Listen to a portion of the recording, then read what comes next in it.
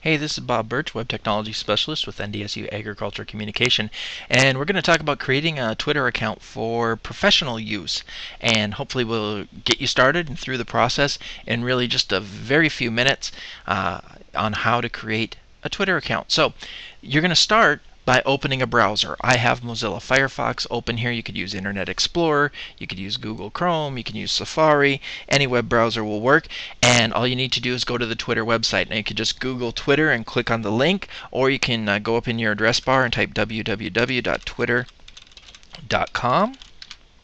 And that's going to take you to the Twitter welcome page. And this is what the welcome page looks like. You can see here you've got a sign-in area here. If you already have an account, you can use your username or email and password to sign into your Twitter account. But we're creating a new account. So down here you'll see where it says new to Twitter. This is the sign up area.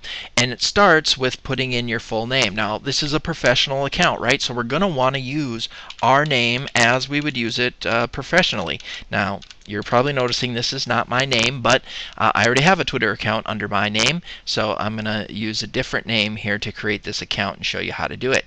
The next thing that you need is an email address.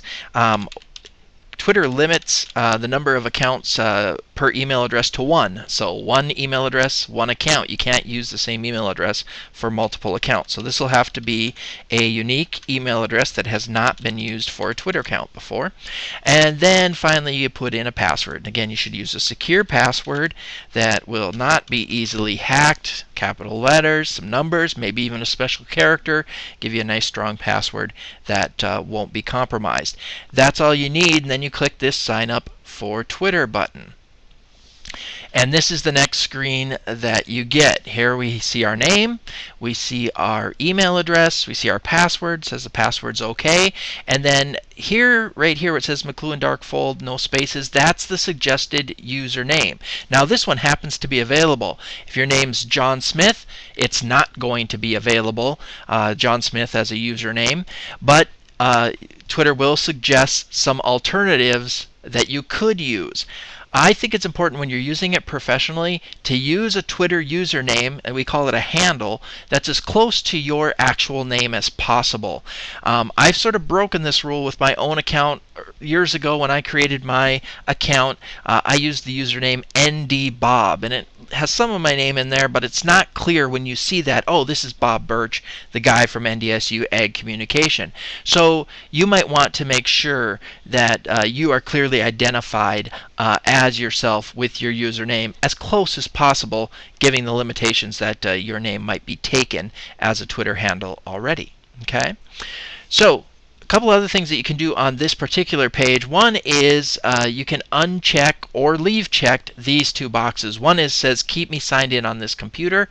That can be a security risk, especially if you're on a public computer or if you're on a computer that other people are going to be using. You don't want, when they open up a browser, for them to be signed into your Twitter account, so you may want to uncheck that. The other thing you might want to uncheck is tailor Twitter based on my recent website visits. This is where Twitter looks at your web traffic and tries to suggest Twitter accounts for you to follow based on the kinds of sites you go to. It's up to you whether you want to keep that checked or not. It does, if you leave it checked, it does let Twitter sort of look at your web traffic for this specific purpose. That's up to you. I'm going to uncheck it just to kind of show you what that looks like when you do uncheck it. And then the last thing is just to review the terms of service. Make sure that you're okay with everything that's in here. And once you have done that, then you can go ahead and click Create My Account.